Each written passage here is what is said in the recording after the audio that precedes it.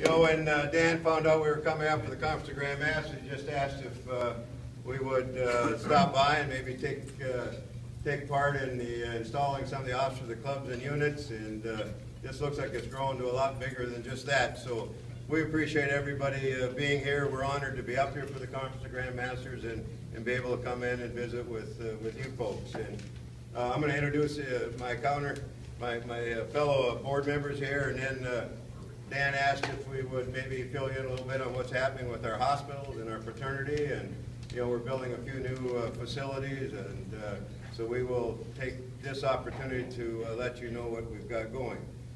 First of all, Deputy Imperial Potentate Jerry Gant from Houston, Texas. Chris Smith from Mojave, in Mississippi. Assistant Band, our High Priest and Prophet, Jim Kane. Our Royal Guide, Jeff Souter. And of course, our Recorder, Imperial Sir Jack Jones. Now, we're at a little bit at disadvantage because we brought a few Southerns with us and we don't have anybody to interpret for them, so you got to do the best you can. First, I'll start with myself. First of all, I've been working in St. Louis. We're building a new hospital in St. Louis. It's one of the, probably next to Montreal, one of the oldest hospitals we got. But we have an 80-bed hospital in St. Louis. It is outdated, and in one wing it doesn't even have the sprinkler system in it. So a few years ago we made the decision to build a new facility there. We have an 80-bed facility there now. We're downsizing that to 6 rooms. We put double beds in there just if we ever have the need for it. But with those 6 rooms, we'll be able to take care of more than 90% of the kids that we're currently taking care of today. The ones that are really extreme cases and complex cases, we'll move across the street to St. Louis Children's and do the surgery there, then bring them back into our facility, you know, for care after that. That facility will open, we're going to have the groundbreaking, or the dedication, excuse me, in April. On April 11th, we had a unfortunate water leak in the building, and it's delayed it approximately a month. So we'll be dedicating that hospital sometime in May and opening it up then. It's right next to Wash U. It's on the interstate. The visibility for Shriners and Shriners Hospital is unbelievable compared to where we are today. The existing facility, our investment committee, the subcommittee, investment committee, the real estate subcommittee is looking at how to dispose of that building. The decision hasn't been totally made yet, whether we just sell it and sell the land underneath it, or whether we, just lease the land out to somebody. You know, whatever is best for Shriners and Shriners Hospital is what we're going to do. But we're looking into that decision so that when the time comes, we will be able to make the right decision for each and every one of us, because I've been preaching for years, you know, we are the owners. We are the owners of Shriners Hospitals for Children, and everything we do needs to, as far as our hospitals, needs to be done in the best interest of taking care of kids and what's best for us to survive and move forward in the future. Girl, Sir Jerry, you can tell them about your project. You move over. I'm going to step this way where that column blocks the sun just a little bit. Hey, before I start, I just tell you what an honor it is to be here with you and to see this group of nobles that are gathered and their ladies. And congratulations. Obviously, you're here because you're being installed as an officer in the Jesus Shrine Center, and we congratulate you for that. Your current Canadian hospital is about 89,000 square feet, sitting up on the side of Mount Royal, and built in 1925, and it served us well. As most of you probably know, we've spent a number of years, actually prior to even Dale and I being on the Imperial line, of trying to figure out where the replacement hospital should be and what the proper relationship with the teaching university should be. And we were able to actually become part of a brand new campus at McGill University's building on an old rail site. And some of you will remember the discussions about whether the site was totally cleaned up and being contaminated, being a rail site. And it was cleaned up, and obviously it's certified, and the new campus was started, and we made our agreement to be part of that campus. It's a $2 billion plus new campus that's being built with full service medical center. And we happen to be the first hospital that you'll see as you enter the campus. We will be 220,000 square feet, up from the 89,000 square feet that we currently are. It'll be 8 stories, and in the 8 stories of the new structure, we will have 4 operating rooms. We'll have 22 inpatient beds, 4 of which will be step-down beds that would be easily converted into a PICU beds should the need ever arise to be able to do that. One floor is dedicated strictly to research. Right now we are basically dried in, or more than dried in, actually almost finished with the outside of the building. They're still working even with the weather in the winter. All of the windows are in on the outside, the roof's on it, we're under permanent power, we're under permanent steam, the building is totally heated. And then we're finishing the metal cladding, there's metal panels on the entire campus, the part that's not glass. We're completing the cladding and whatnot on the outside of the building. The framework for the porte-cochere and for the roof over the patio area, the balcony from the dining area, the outside seating, that steel is completed now. We'll wait, just the only thing, hopefully spring of the year when the ground thaws, is to be able to complete the landscaping and put the glass on the top of the porte-cochere. Right now we're basically finished with the sheetrocking of the inside of the building, while hanging on the sheetrock except for the 2 staircases. We're working in those. Some of the floors have already started with the floor covering. The millwork is in. So we're moving forward. We're on schedule, time-wise. We're on schedule, budget-wise, and we will dedicate the hospital August the 20th. That's a Thursday. And we'll be more than happy for you to make arrangements for you to be there for the dedication on August the 20th.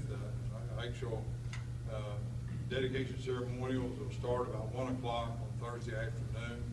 And after the ceremony, then we will actually have the hospital open for anybody that would want to take tours of the hospital and be able to see the inside of the hospital. Obviously, you'll see the outside of it.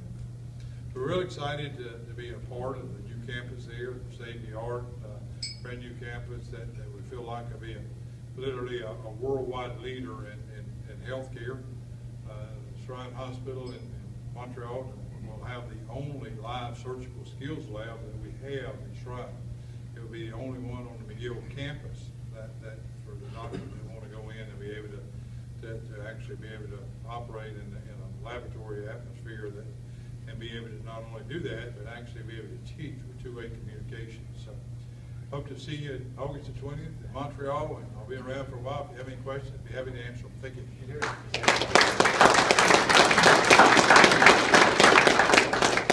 The hospital in Montreal will probably be the last facility we're building any larger than the existing facility.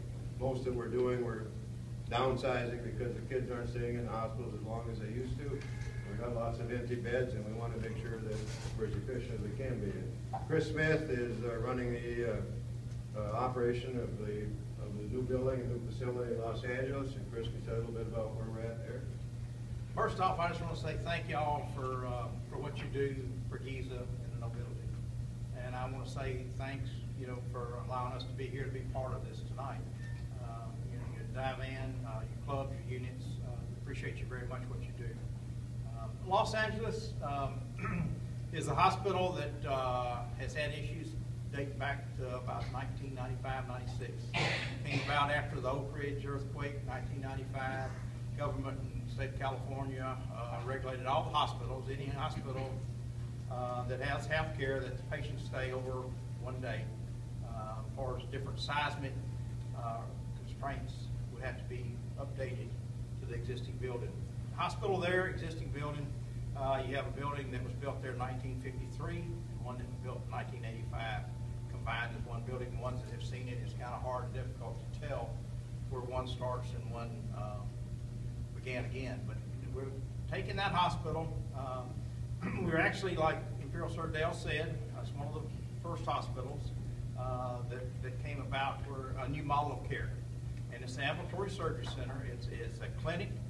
It has a 1-day surgery in it, and of course it has the 2 operating rooms, and it's got 20 treatment rooms in it.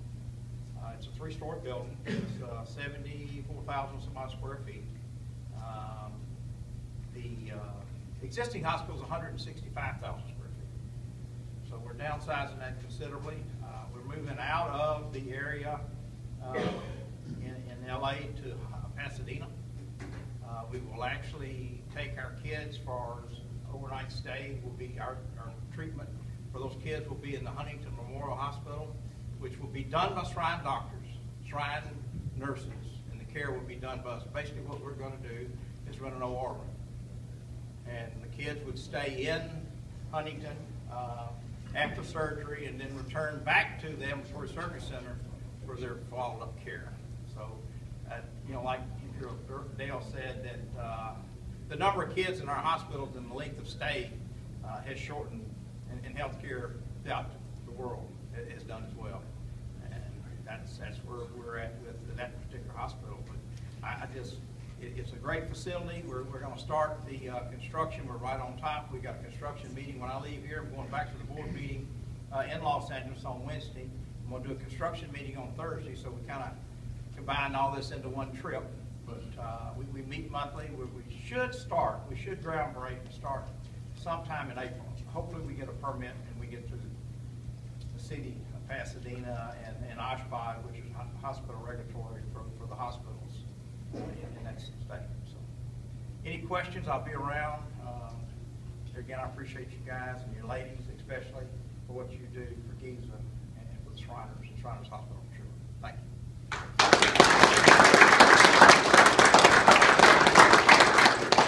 Mr. Gary, a little bit about what you've got going on. Okay. Again, I just want to reiterate everything they said. Thank you for being here tonight. It's wonderful to be able to go out of town and have a warm welcome and be amongst the nobility. And thank you, ladies, for allowing these guys to do all the things they do. I have the Springfield Hospital. And the 3 gentlemen that spoke to you just previous to me really have some exciting things with building new hospitals. And when we have a system of 22 hospitals, they're all in transition of some sort, either just being built, or they've been there a long time. Our Springfield Hospital has been there for a long time. And our Springfield Hospital is struggling with having enough patients to serve. So that hospital is at the beginning stages of where these hospitals were a few years ago, of trying to figure out what really the direction is going to be for the future. And it's probably going to be that they downsize into a smaller type building, probably into an ambulatory care facility. They have the added challenge there that the state is not issuing or allowing any more ambulatory care centers. So we're having that as a challenge to downsize them, to get into that situation. But thank you all for being a part of all that you do. The kids that we take care of is extraordinary, and the services that we give them is really something else. And having the opportunity to talk to a couple of your nobles last evening and today, the miles that your temple covers to take care of patients is really extraordinary. And I salute you for it. Thank you.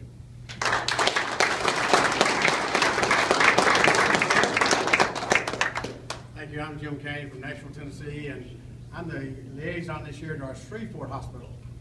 Shreveport was the first hospital in the Shrine Hospital system.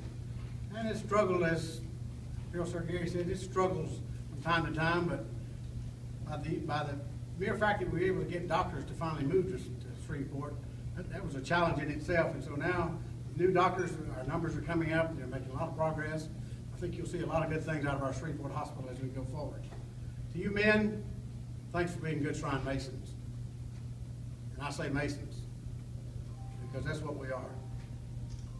To you ladies, thank you for being what you are to us. Thank you for the special sweetness you bring to our lives, for allowing us to be able to go out and do the kind of things that we do, along with you. So we're thrilled to be here. You guys at Giza are doing a great job. You have a great leadership team. I challenge you to support your leadership team. Disagree when you need to, but when it comes time to doing what we do best, that's having fun and taking care of our kids, I encourage you to support your leadership team so that they can make the right decisions for you as nobility and ladies. So as the future comes, when we're all have spent our time, the future is come and gone, there'll still be a Giza Shriners. They'll be doing the thing that you do best, that's taking care of our kids. Thanks for allowing us to be here. Thanks for the hospitality.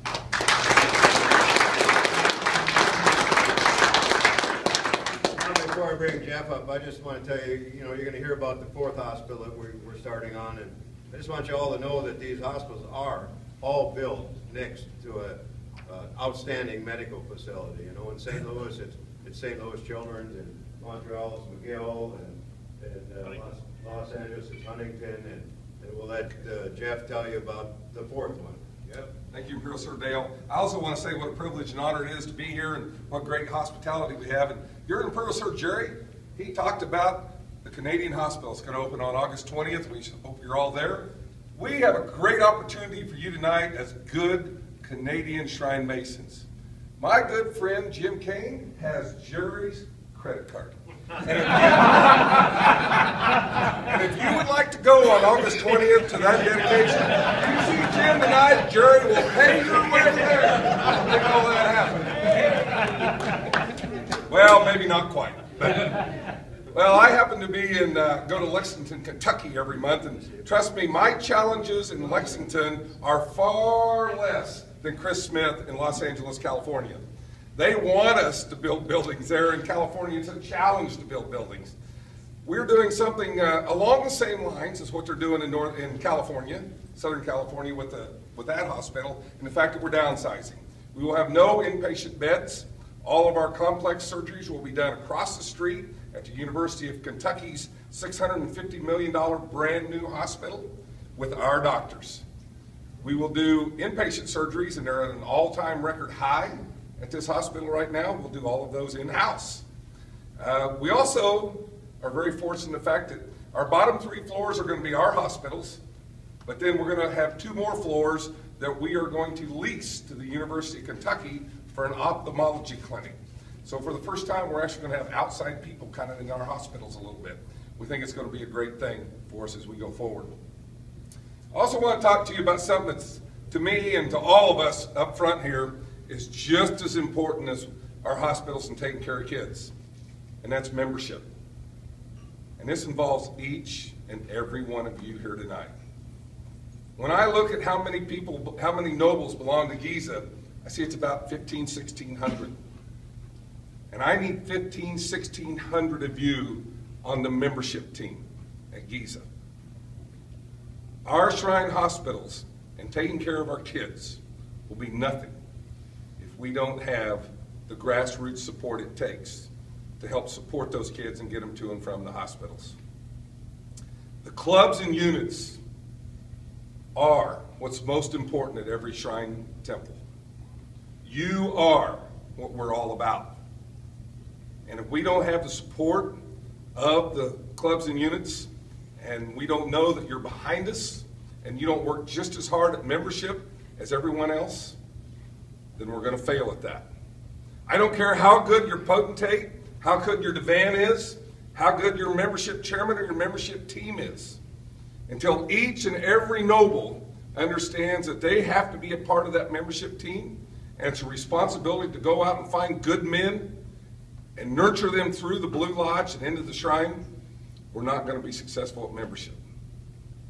I want each and every one of you men here tonight to think about one thing. I don't want you to hold up your hand when I answer this, when I ask you this question.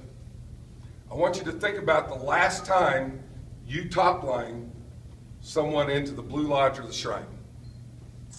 Think about that. My challenge to you is tonight is to let's put an end to that. Let's go out and find a good man. And if you don't know one, talk to your wife or your lady. Trust me, she knows someone. They're really a lot better at that than we are sometimes. So let's go find a good man. And let's get him through the craft lodge, up here and through the shrine. You know, we say masonry takes good men and makes them better. But Shriners makes the world better. And that's what we need. We need to challenge to have more members. So let's go out and make membership the #1 priority at Giza. Thank you.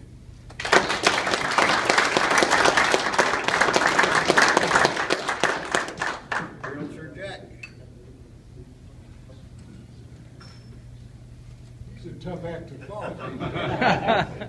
Well, had some good reports on the hospitals and what's going on, and in particular those hospitals that we do have activities that's taking place now with the dedications and completion of just great jobs that these fellows have been doing in there.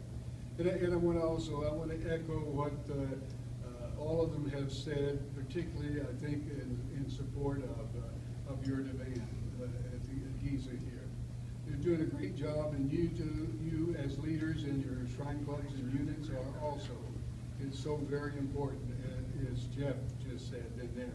You're the ones out in the hinterlands, you might say, sometimes that can bring in those new members. So I want to echo that part. And I also want to commend your recorder, Jim.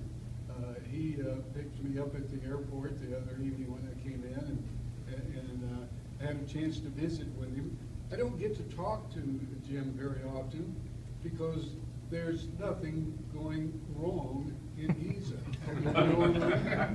Normally the temples that I talk to with the recorders, it's those temples that maybe are having difficulties, the recorder's calling me or I'm calling him.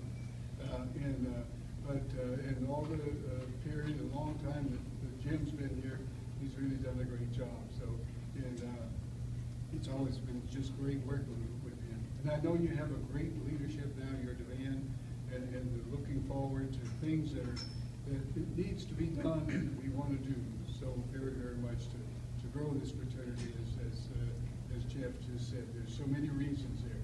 I want to tell you too the fact, and I hope a lot of you, it'd be great if all of you would come to Houston.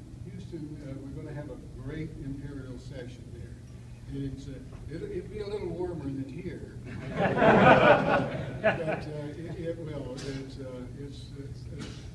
The group, the temple in Houston there, they have done such a great job of getting things set up. You're going to have a great time. Everybody that goes there, there's going to be so much going on. We're going to have, of course, the legislation that your demand members, particularly the representatives, are going to be involved with, but there's so many things that'll happen, particularly for a lot of units.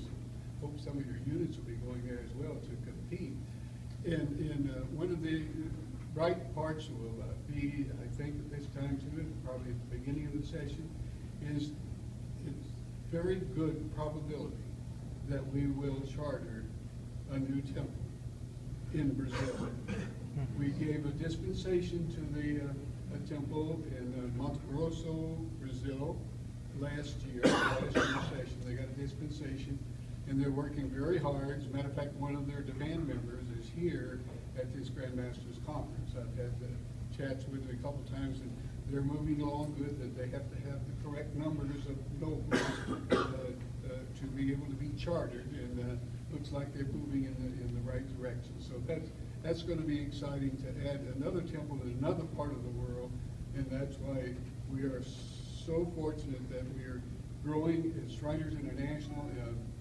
They're doing a great job, and I know you folks here, as Jeff just said a few minutes ago, you have a great system here. Your Grand Lodge is, you don't get in this Grand Lodge in British Columbia here unless you've got a good background. Otherwise, you're not a part of this group. So congratulations to all of you. Thank you. Great to be with you, and God bless you.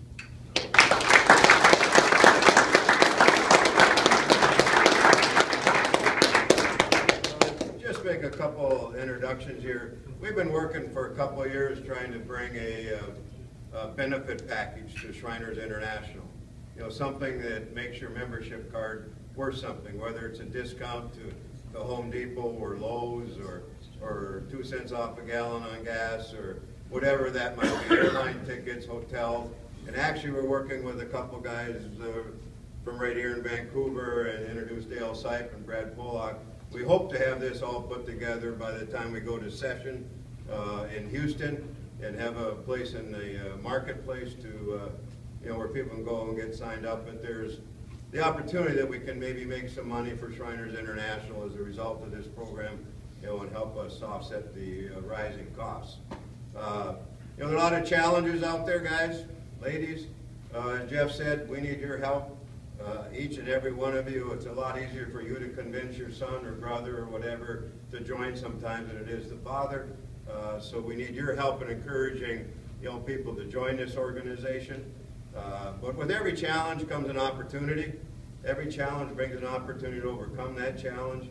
We've got challenges with our hospital system, bringing in more patients. We need more patients. We need more kids to take care of. They're out there. We need to be aware of it. We need to identify them and bring them to the hospitals. I was fortunate to work on the Portland expansion project for 5 years, and they moved me to St. Louis, and I'll be done after that. So, but you've got Portland that you support, you got Spokane that you support. You got 2 excellent hospitals that you work with out here. We got to figure a better way, maybe a less expensive way to get these kids to these hospitals. Well, you're also sending kids to Montreal. So, I mean, your transportation is big, and we got to figure out a better way to do it. And we need to work together on accomplishing that task, because it brings an opportunity that if you're able to do it for less money, you're going to keep some money in the coffers in your temple, in the office. And times change, and we need to start changing with these times. We are where we're at today with membership and with our hospitals because we didn't change.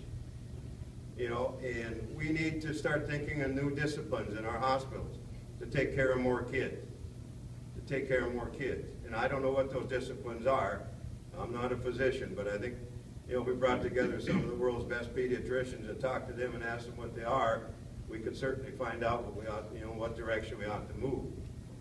But, it's an honor. It's really truly an honor to be here. I'm considered almost Canadian from where I live, and we go some places and they accuse us of talking like Canadians. But that's fine. I live 65 miles south of the border, and, so it's great. It's great to be here. And Dan, thanks for the invitation to allow us to come, and we'll try and answer any questions you may have if you have any. But thanks for the time you've allowed us. I have some potentate pens, Imperial potentate pens, and if you want some, I'll get them to you when we're done here. But we'll open it up to the floor, ask whoever. And if not, let's just socialize. Okay, thank you, everybody.